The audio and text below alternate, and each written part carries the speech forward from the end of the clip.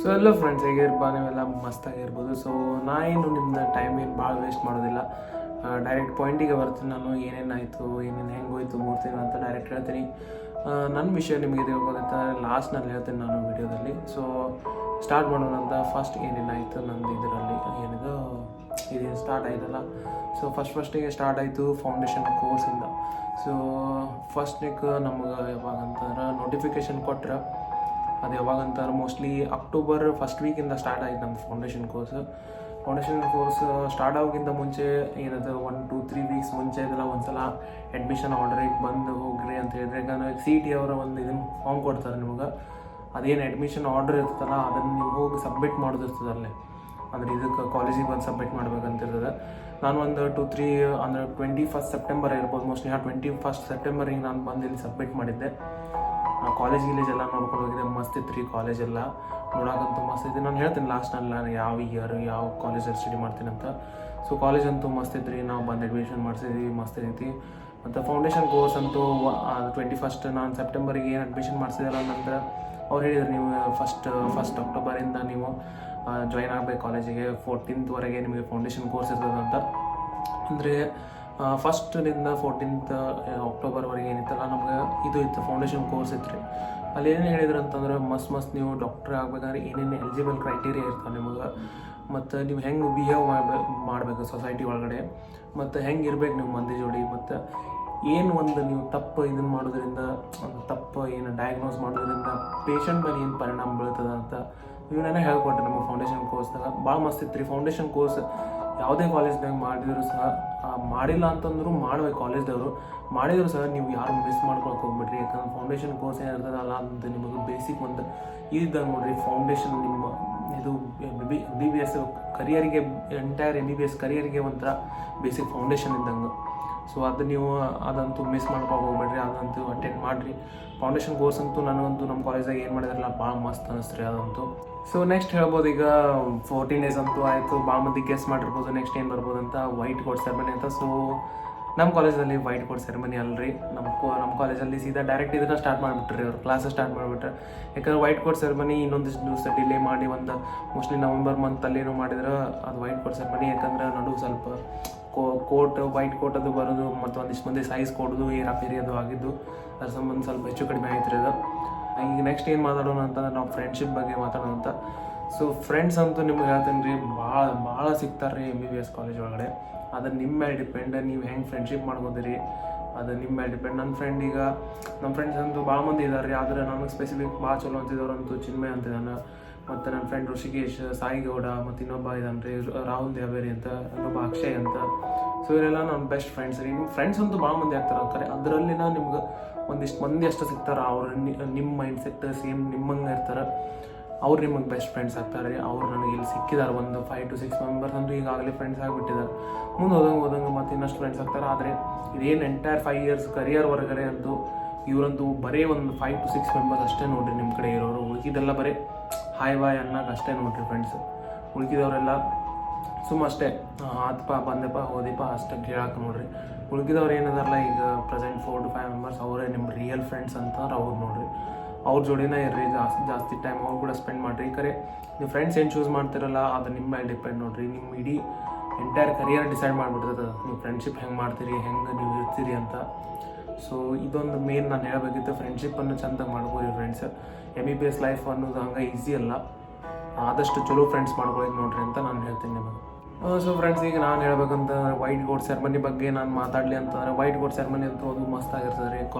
College to college very ಆಗ್ತದೆ ಇದು. ಒಂದಿಷ್ಟು ಕಾಲೇಜ್ ಅಂತೂ ಫಸ್ಟ್ ಬಂದು ಒಂದು 10 to 15 days ಒಳಗಡೆ ಮಾಡಿಬಿಟ್ಟಿರ್ತಾರೆ. ಅದು ನಮ್ಮ ಕಾಲೇಜ್ ಅಂತೂ ಬೇರೆನೇ ರೀ, ಅದು ಒಂದು ತಿಂಗಳು ಆದ್ಮೇಲೆ ಮಾಡಿಬಿಟ್ರೆ ನಮಗೆ ಅದು ವೈಟ್ ಕೋಟ್ ಸೆರೆಮನಿ ಅಂತೂ. ಈ ಕಾರ್ಯಕ್ರಮದೊಳಗೆ ಏನು ಭಾಳ ಸ್ಪೆಷಲ್ ಇರೋದಿಲ್ಲ ರೀ, ನಿಮಗೆ ಕರೆಸ್ತಾರೆ. ನಿಮ್ಗೆ ಅಷ್ಟು ಒಂದಿಷ್ಟು ಮಂದಿ ಯಾರ್ಯಾರು ಈಗ ಒಂದೊಂದು ಪ್ಲೇಸ್ದಾಗ ಇರ್ತಾರಲ್ರಿ, ಫುಲ್ ಹೈ ಪೊಸಿಷನ್ದಾಗ ಇರ್ತಾರಲ್ಲ ಡಾಕ್ಟರ್ಸ್, ಅಂಥವ್ರನ್ನ ಕರೆಸಿ ನಿಮ್ಮ ಮುಂದೆ ಅವ್ರನ್ನ ಮಾತಾಡ್ತಾರೆ, ಇಂಟ್ರೊಡ್ಯೂಸ್ ಮಾಡಿಸ್ತಾರೆ. ಇವ್ರು ಹಿಂಗಿದ್ರು, ಇದೇ ಕಾಲೇಜಲ್ಲಿ ಕಲ್ತಿದ್ರು, ಇವ್ರ ಮುಂದೆ ಹಿಂಗಾದ್ರು, ನೀವು ಹಿಂಗೆ ಮಾಡಬೇಕು ಅಂತ ಇವನ್ನೆಲ್ಲ ಹೇಳಿ ಇಂಟ್ರಡಕ್ಷನ್ ಕೊಡ್ತಾರೆ. ಮತ್ತು ಎಲ್ಲ ಪ್ರೋಗ್ರಾಮ್ಸ್ ಇರ್ತಾವೆ, ಡ್ಯಾನ್ಸ್ ಗೀನ್ಸ್, ನಿಮ್ಮ ಸೀನಿಯರ್ಸ್ ಏನಿರ್ತಾರಲ್ಲ ಡ್ಯಾನ್ಸ್ ಗೀನ್ಸ್ ಮಾಡ್ತಾರೆ. ಇದು ಎಲ್ಲ ಪ್ರೋಗ್ರಾಮ್ಸ್ ಇರ್ತಾರೆ. ನಂತರ ನಿಮಗೇನು ಪ್ರಿನ್ಸಿಪಲ್ ಇರ್ತಾರಲ್ಲ, ಕಾಲೇಜಿನ ಪ್ರಿನ್ಸಿಪಲ್, ಸೊ ಅವ್ರು ನಿಮಗೆ ಬಂದು ಸ್ಟೇಜ್ ಮೇಲೆ ಕರೆಸ್ಬಿಟ್ಟು ನಿಮಗೆ ಇದನ್ನು ಮಾಡ್ತಾರೆ, ಏನಿದೆ ಈಗ ವೈಟ್ ಕೋಟ್ ನಿಮಗೆ ಕೊಡ್ತಾರೆ. ಸೊ ನೀವು ಅಲ್ಲೇ ಕೋಟನ್ನು ಹಾಕ್ಕೊಂಡು ಮತ್ತು ಇದು ಫೋಟೋ ಫೋಟೋ ತೆಗೆಸ್ಬೋದು ಇರ್ತದೆ. ನಿಮ್ಮ ಫ್ರೆಂಡ್ಸ್ ಜೋಡಿನೂ ಫೋಟೋ ತಗೋರಿ. ಮತ್ತೇನಿದೆ ಗ್ರೂಪ್ ಫೋಟೋ ಅವೆಲ್ಲ ತೆಗಿಸ್ತಾರೆ ಒಂದೊಂದು ಕಾಲೇಜಲ್ಲಿ. ನಮ್ಮ ಕಾಲೇಜ್ ಅಂತೂ ತೆಗಿಸ್ಲಿಲ್ಲ ರೀ ಗ್ರೂಪ್ ಫೋಟೋ. ಬರೀ 1 to 10 ಹಿಂಗೆ ಕರಿತಿದ್ರೆ ಆಮೇಲೆ ಕೋಟ್ ಕೊಡ್ತಿದ್ರೆ ಮುಗೀತು ಅಷ್ಟೇ. ಕರೆ ಗ್ರೂಪ್ ಫೋಟೋ ಒಂದೊಂದು ಕಾಲೇಜ್ 150 ಮೆಂಬರ್ಸ್ ಏನು ಕಾಲೇಜ್ ಇರ್ತದಲ್ಲ ಅಲ್ಲೆಲ್ಲ ಫುಲ್ 150 ಮೆಂಬರ್ಸಿಗೂ ಫುಲ್ ನಿಲ್ಲಿಸಿ ಫೋಟೋ ತೆಗ್ಸಿದ್ರು ನೋಡ್ರಿ. ಇದು ನಮ್ಮ ಕಾಲೇಜ್ದಾಗ ಯಾಕೋ ಮಿಸ್ ಆಯಿತು, ಮಾಡಲಿಲ್ಲ. ಅದು ಮಾಡ್ಬೇಕಂತ ಅನ್ನಿಸ್ತೈತೆ ನನಗೆ. ನೋಡೋಣ ಮುಂಬರುವ ವರ್ಷದಲ್ಲಿ ನಾನು ಸಜೆಸ್ಟ್ ಮಾಡ್ತೇನೆ ಅವ್ರಿಗೆ ಮಾಡ್ರಿಪ್ಪ ಹಿಂಗೆ ಅಂತ ಹೇಳ್ತೀನಿ. So let's wait what they will do for that friends. So friends, ನಾವು ನೆಕ್ಸ್ಟ್ ಮಾತಾಡೋದು ಏನಂತಂದರೆ ಅದು ಕ್ಲಾಸಸ್ ಮತ್ತು ಡಿಸೆಕ್ಷನ್ ಟೇಬಲ್ ಏನು ಡಿಸೆಕ್ಷನ್ ಅವರ್ಸ್ ಏನಿರ್ತಾವಲ್ಲ, ಮತ್ತು ಅದಾದ ನಂತರ ಏನಿದೆ ಪ್ರಾಕ್ಟಿಕಲ್ ಕ್ಲಾಸಸ್ ಏನಿರ್ತಾವಲ್ಲ ಅದ್ರ ಬಗ್ಗೆ ಮಾತಾಡೋದಂತ. ಕ್ಲಾಸ್ ನೋಡ್ರಿಪ್ಪ, ನಿಮಗಂತೂ ಭಾಳ ಕ್ಲಾಸ್ ಹಾಕೋದೇ ಇಲ್ಲ ಅವ್ರು. ನೀವು ಏನೀಗ PUC ಏನು ಕಂಪೇರ್ ಮಾಡ್ತಿರಲ್ಲ ಕ್ಲಾಸಸ್ ಏನೂ ಅಲ್ಲ ಅಲ್ಲೇನು. ಯಾಕಂದ್ರೆ ಬರೀ 3 hours ಕ್ಲಾಸ್ ಇರ್ತಾವೆ. ಅದು ಹೆಂಗೆ ಮೂರು ಡಿವೈಡ್ ಆಗಿಬಿಟ್ಟಿರ್ತಾವೆ ರೀ. 3 ತಾಸು ಒಂದೊಂದು ತಾಸು ಅಂತ. ಒಂದು ಕ್ಲಾಸ್ ಆ್ಯನಾಟಮಿ, ಒಂದು ಕ್ಲಾಸ್ ಫಿಸಿಯಾಲಜಿ, ಒಂದು ಕ್ಲಾಸ್ ಬಯೋಕೆಮಿಸ್ಟ್ರಿ, 3 ತಾಸು ರೀ. ಇಷ್ಟ ನೀವು ಕಲಿಬೇಕು ಸೇರಿ. ಉಳ್ಕಿದ್ದೆಲ್ಲ ನಿಮ್ಗೆ ಡಿಸೆಕ್ಷನ್ ಬರ್ತದೆ, ಉಳ್ಕಿದ್ದು ಪ್ರಾಕ್ಟಿಕಲ್ ಬರ್ತದೆ. 2 ತಾಸಂತೂ ಪ್ರಾಕ್ಟಿಕಲ್ ಇರೋದು ರೀ. ಮಂಡೇ ಟು ಥರ್ಸ್ಡೇ ಹೊರಗಡೆ ಎಲ್ಲ 3 ಸಬ್ಜೆಕ್ಟದ್ದು. ಆ್ಯನಾಟಮಿ 1, ಮತ್ತು ಬಯೋಕೆಮಿಸ್ಟ್ರಿ 1, ಫಿಸಿಯಾಲಜಿ 2 ಇರ್ತಾವೆ ರೀ. ಒಂದು ಕ್ಲಿನಿಕಲ್ ಇರ್ತದೆ, ಇನ್ನೊಂದು ಹೆಮೆಟಾಲಜಿ ಅಂತ 2 ಇರ್ತಾವೆ. ಇವೆರಡು ಒಳಗಡೆ ಮಾಡೋದು ಇರ್ತದೆ. But 4 practicals. ಮತ್ತು ಡಿಸೆಕ್ಷನ್ ಟೇಬಲ್ ಅಂತೂ ಡಿಸೆಕ್ಷನ್ ಅವರ್ಸ್ ನಿಮಗೆ ಡಿಸೆಕ್ಷನ್ ಟೇಬಲ್ ಫ್ರೆಂಡ್ಸ್ ಸಿಗ್ತಾರೆ ರೀ. ಅವ್ರನ್ನ ಫ್ರೆಂಡ್ಸ್ ಮಾಡ್ಕೋಬೇಕ್ರಿ ನೀವು. ಆ್ಯಕ್ಚುಲಿ 1 to ನಮ್ಮ ಟೇಬಲ್ ನಮ್ಮ ಕಾಲೇಜ್ ಒಳಗೆ ಏನೈತಲ್ಲ ಅಲ್ಲಂತೂ 1 to 30 ರೋಲ್ ನಂಬರ್, ಅಂದರೆ 30 ಮಂದಿ ಪರ್ ಕೆಡೆವರ್, ಅಂದರೆ 30 ಮೆಂಬರ್ಸ್ ಪರ್ ಕೆಡೆವರ್, ಅಂದರೆ 30 ಮಂದಿ ನಿಮ್ಮ ಟೇಬಲ್ ಒಳಗಡೆ ಇರ್ತಾರೆ. ನಮ್ಮ ಕಾಲೇಜ್ 250, ಅಂದರೆ ನೀವು ಎಸ್ಟಿಮೇಟ್ ಮಾಡಿರಿ ಒಂದು 7 to 8 ಬಾಡೀಸ್ ಇದಾವೆ ಕೆಡೆವರ್ಸ್ ನಮ್ಮ ಇದರಲ್ಲಿ. Per ಕೆಡೆವರ್ 30 members. ಸೊ ಅಲ್ಲಿಯೂ ಸಹ ನಿಮಗೆ ಭಾಳಷ್ಟು ಫ್ರೆಂಡ್ಸ್ ಆಗ್ತಾರೆ. ಗರ್ಲ್ ಫ್ರೆಂಡ್ಸು ಆಗ್ತಾರೆ, ಬಾಯ್ ಫ್ರೆಂಡ್ಸು ಆಗ್ತಾರೆ. ಅದು ನಿಮ್ಮ ಮೇಲೆ ಡಿಪೆಂಡ್, ನೀವು ಹೆಂಗೆ ಇರ್ತೀರಾ, ಹೆಂಗಿದು ಕನ್ವರ್ಸೇಷನ್ ಮಾಡ್ತೀರಾ ಅಂತ. ಸೊ ಆದಷ್ಟು ಡಿಸೆಕ್ಷನ್ ಟೇಬಲ್ ಮೇಲೆ ಏನಿರ್ತಾರಲ್ಲ ಆ ಫ್ರೆಂಡ್ಸನ್ನು ನೀವು ಆದಷ್ಟು ಕ್ಲೋಸ್ ರಿಲೇಷನ್ಶಿಪ್ನಲ್ಲಿ ಇರಿ ಅಂತ ಹೇಳ್ತೀನಿ ನಾನು. ಯಾಕಂದರೆ ಅವರೇ ನಿಮಗೆ ಎಕ್ಸಾಮ್ ಟೈಮ್ನಲ್ಲಿ ಅವರೇ ಹೆಲ್ಪ್ ಮಾಡೋದು ಭಾಳ ಇಷ್ಟ. ಸೊ ನೆಕ್ಸ್ಟ್ ಮಾತಾಡೋದಾದರೆ ಪ್ರಾಕ್ಟಿಕಲ್ಸ್ ಬಗ್ಗೆ ಅದಂತೂ ಬಿಟ್ಟು ಬಿಡ್ರಿ. ಪ್ರಾಕ್ಟಿಕಲ್ಸ್ ಫುಲ್ ಮಜಾ ಬರ್ತದೆ ನಿಮ್ಗೆ. ಹಿಸ್ಟಾಲಜಿ ಅಂತೂ ನಿಮಗೆ ಈ ಸ್ಲೈಡ್ನಾಗ ನಾನು ನೋಡ್ತಿರ್ತೀನಿಲ್ಲ ಯಪ್ಪ, ಅದೇನು ಎಲ್ಲ ನಂಗೆ ಬರೀ ಸೇಮ್ ಕಾಣ್ತದೆ ನೋಡ್ರಿ. ಪಿಂಕ್ ಕಾಣೋದತ್ತು, ಪಿಂಕ್ ಸ್ಟೇನಿಂಗ್ ಇರ್ತದೆ, ಪಿಂಕ್ ಮತ್ತು ಬ್ಲೂ. ಬರೀ ಎದ್ದು ಕಾಣೋದು ಬರೀ ಪಿಂಕ್ ಬಿಟ್ಟು ರೆಡ್ ಕಲರ್ ಅಷ್ಟೇ ನೋಡ್ರಿ. ನಿಮ್ಗೆ ಲಾಸ್ಟಿಗೆ ಎಕ್ಸಾಮಿಗೆ ಹೋದಾಗ ಗೊತ್ತಾಗ್ತೈತೆ ರೀ ಅದು ನೀವು ಹೆಂಗೆ ಮಾಡಬೇಕು, ಹೆಂಗೆ ನೀವು ಓದ್ಕೋಬೇಕು. ಅದೊಂದು ಸ್ಲೈಡ್ ಇದನ್ನು ಬರ್ತದೆ, ಅದನ್ನು ತಗೋರಿ. ಅದೊಂದು ಬುಕ್ ಐತಿ, ನಾನು ಮೋಸ್ಟ್ಲಿ ನನಗೆ ನೆನಪು ಬಂದ್ರೆ ನಾನು ಹಾಕ್ತೀನಿ ಇದು ಕಮೆಂಟ್ ಬಾಕ್ಸ್ ಒಳಗಡೆ. ಅದನ್ನು ನೀವು ಪ್ರಿಫರ್ ಮಾಡಿರಿ, ನಿಮಗೆ ಓದೋಕೆ ಅದೇ ಈಸಿ ಆಗ್ತದೆ. ಇದಂತೂ ಈಸಿ ಆಗೋದಿಲ್ಲ ನಿಮಗೆ. ಸ್ಲೈಡ್ ನೀವು ಓದಿ ನೀವು ತಿಳ್ಕೊಳ್ಳೋದ್ರಾಗ ತಲೆ ಬಹು ಅಂತ ಹೋಗ್ತದೆ ಅದಕ್ಕೆ. ಇನ್ನೊಂದು ಬಯೋಕೆಮಿಸ್ಟ್ರಿ ಬಗ್ಗೆ ಮಾತಾಡೋದು. ಬಯೋಕೆಮಿಸ್ಟ್ರಿ ಅಂತೂ ನೀವು ಏನು ಕೆಮಿಸ್ಟ್ರಿ ಮಾಡ್ತಿರ್ತಿರಲ್ಲ, ಇದು PUC ಒಳಗಡೆ ಅದೇ ಸೇಮ್ ನೋಡಿರಿ. ನಿಮಗೆ ಮಸ್ತ್ ಮಜಾ ಬರ್ತದೆ ಬಯೋಕೆಮಿಸ್ಟ್ರಿ ಅಂತೂ. ಫಿಸಿಯಾಲಜಿ, ಹೆಮೆಟಾಲಜಿ ಅಂತೂ ನೀವು ಬಿಟ್ಟರೆ ನಿಮ್ಮ ಬ್ಲಡ್ ತಿಂದು ಸಾಕಾಗ್ತದೆ ರೀ. ಬ್ಲಡ್ ಅಂತೂ ಭಾಳ ಕೆಟ್ಟ ಹೇಳ್ತದೆ ನೋಡ್ರಿ ಹೆಮೆಟಾಲಜಿ. ಕ್ಲಿನಿಕಲ್ ಫಿಸಿಯಾಲಜಿ ಬಂದು ನಿಮಗೆ ಈಗೇನು ಕ್ಲಿನಿಕಲ್ ನಿಮ್ಗೆ ಭಾಳ ಯೂಸ್ ಆಗ್ತದೆ ರೀ. ಹೊರಗಡೆ ನೀವು ಈಗ ನಿಮ್ಮ ಮನೆಯಲ್ಲಿದ್ರೂ ಇಂಥವು BP ನೋಡೋದಾಯಿತು, ಇದನ್ನಾಯಿತು, CPR ಇವೆಲ್ಲ ಆಟೋಮೆಟಿಕ್ ಬೇಕಾಗು. ಏನಾದರೂ ಎಮರ್ಜೆನ್ಸಿ ಕೇಸ್ ಆದರೆ ಕ್ಲಿನಿಕಲ್ ಇದೇನು ಫಿಸಿಯಾಲಜಿ ಏನೈತಲ್ಲ ರೀ ಅದು ಭಾಳ ಯೂಸ್ ಆಗೋದು ನೋಡ್ರಿ. ಉಳ್ಕಿದ್ದೇನು ಅಷ್ಟಿಲ್ಲ. ಬಯೋಕೆಮಿಸ್ಟ್ರಿ ಅಂತ ಯೂಸೇ ಆಗಿಬಿಟ್ಟಿದೆ. ಬರೀ ಅದು ಹುಡುಗು ಯೂರಿಯಾದಲ್ಲಿ ಇದು ಹುಡುಗು ಅದು ಇವ್ರೇನು ಟೆಕ್ನಿಷಿಯನ್ಸ್ ಕೆಲಸ ಇರ್ತಾವಲ್ರಿ ಅದು ಕಲಿಸ್ತಾರೆ ನೋಡ್ರಿ. ಮುಂದೆ ನೀವು MBBS ಡಿಗ್ರಿ ಮುಗಿಸಿ ಹೋಗ್ತಿರಲ್ಲ ಅವಾಗ ಇವು ಮಾಡೋ ಕೆಲಸ ಇರೋದಿಲ್ಲ. ಕ್ಲಿನಿಕಲ್ ಫಿಸಿಯಾಲಜಿ ಏನೈತಲ್ಲ ಅದು ಭಾಳ ಯೂಸ್ ಬರುತ್ತೆ ರೀ ನಿಮ್ಗೆ ಒಟ್ಟು. ಸೊ ಫ್ರೆಂಡ್ಸ್, ಈಗ ನಾನು ಹೇಳ್ತೀನಿ ನಿಮಗೆ ಇಂಟರ್ನಲ್ಸ್ ಬಗ್ಗೆ. ಸೊ ಇಂಟರ್ನಲ್ಸ್ ಎಕ್ಸಾಮ್ ಬಂದುಬಿಟ್ಟು ನಮಗೆ 3 ತಿಂಗಳು ಹೆಂಗೆ ಹೋತಂತೂ ಗೊತ್ತಾಗಿಲ್ಲ ರೀ. ಅಕ್ಟೋಬರ್ ಸ್ಟಾರ್ಟ್ ಆಯಿತು, ಅಕ್ಟೋಬರ್ ಮುಗೀತು, ನವಂಬರ್ ಮುಗೀತು, ಡಿಸೆಂಬರ್ ಮುಗೀತು, ಜನವರಿ ಫಸ್ಟ್ ವೀಕ್ ಅನ್ನೋದ್ರೊಳಗಡೆ ಇದನ್ನು ಮಾಡಿಬಿಟ್ರಿ. ಏನೋ ಅನೌನ್ಸ್ ಮಾಡಿಬಿಟ್ರೆ ನಾವು ಇಂಟರ್ನಲ್ಸ್ ಹೇಳ್ತೀವಿ ನಮಗಂತೂ. ಯಪ್ಪ ನಮ್ದಂತೂ ಹೇಳ್ತೇನೆ ರೀ, ಅದು ಅನ್ಬಾರ್ದು ರೀ ಯೂಟ್ಯೂಬ್ ಒಳಗಡೆ. ಯಾಕೆ ಮತ್ತು ಎಲ್ಲ ಗೈಡ್ಲೈನ್ಸ್ ಇದನ್ನು ಮಾಡ್ದಂಗೆ ಆಗ್ತದೆ.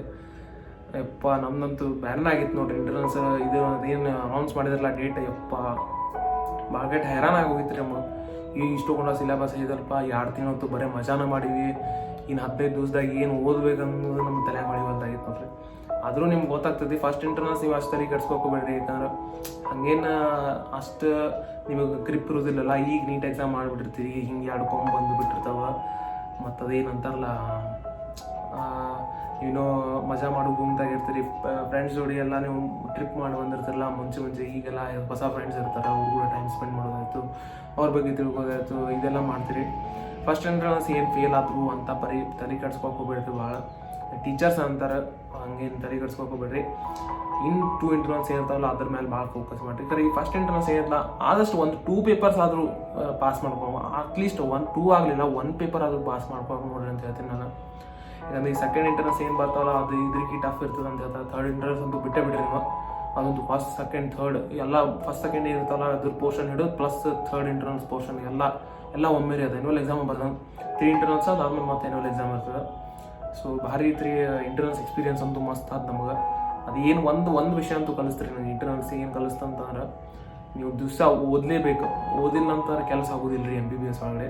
MBBS needs every day learning ಅಂತ ನಿಮ್ಗೆ ತಿಳಿಸ್ಕೋಯ್ತು ನೋಡಿರಿ. MBBS ಏನು ಇಂಟರ್ನಲ್ಸ್ ಮಾಡಿದ್ರಲ್ಲ ಅವರು ಇದೇ ಹೇಳ್ಬೇಕಂತ ಇಷ್ಟ ಐತೆ ರೀ ನನಗೆ. ಮತ್ತು ನನ್ನ ಬಗ್ಗೆ ರಿವೀಲ್ ಮಾಡೋದಿತ್ತಂತಂದ್ರೆ ನಾನು JJM Bapuji JJM medical college ಒಳಗೆ ಓದ್ತಿದ್ದೀನಿ ರೀ. ಇದು ಏನಿಲ್ಲ ದಾವಣಗೆರೆ ಒಳಗೆ ಸಿಚುವೇಟೆಡ್ ಐತಿ. ನನ್ನ ಹೆಸರು ಆದಿತ್ಯ ಅರುಣ್ ಸುಳ್ಳೋದ್ ಅಂತ. ಸೊ ನಾನು ಜಸ್ಟ್ ನನ್ನ ಎಕ್ಸ್ಪೀರಿಯನ್ಸ್ ಶೇರ್ ಮಾಡಿದ್ದೆ. ನಿಮಗೇನಾದರೂ ವಿಡಿಯೋ ಚೆನ್ನಾಗಿ ಅನಿಸುತ್ತಂದರೆ ನನ್ನ ಚಾನಲ್ಗೆ ಸಬ್ಸ್ಕ್ರೈಬ್ ಮಾಡಿ, ಲೈಕ್ ಮಾಡಿ, ಶೇರ್ ಮಾಡಿ ನಿಮ್ಮ ಫ್ರೆಂಡ್ಸಿಗೆ, ನಿಮ್ಮ ಕನ್ನಡಿಗ ಫ್ರೆಂಡ್ಸಿಗೆ ಎಸ್ಪೆಷಲಿ. ಮತ್ತು ಇಷ್ಟೇ ಈ ವಿಡಿಯೋದಲ್ಲಿ. ಮತ್ತೆ ಸಿಗೋಣ ನೆಕ್ಸ್ಟ್ ವಿಡಿಯೋದಲ್ಲಿ. Thanks for watching this video. Have a nice day. Good bye.